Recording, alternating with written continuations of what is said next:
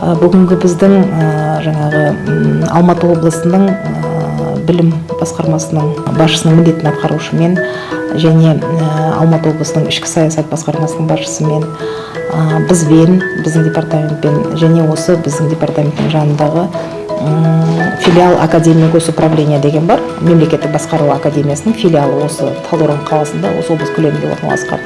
Сол жаңағы академияның базасында мемлекеттік қызмет мектебі өзінің жұмысын жандандыратын болады. Бұл мектепті біз 2018 жылы Жетісу университетінің базасында ашқан болатынбыз. Одан бері 80-нен астам осы тыңдаушылар осы мектепті бітіріп, оның былайша айтқанда 50% шамасындағы азаматтар бүгінгі күні мемлекеттік қызметтерін атқарып жатыр.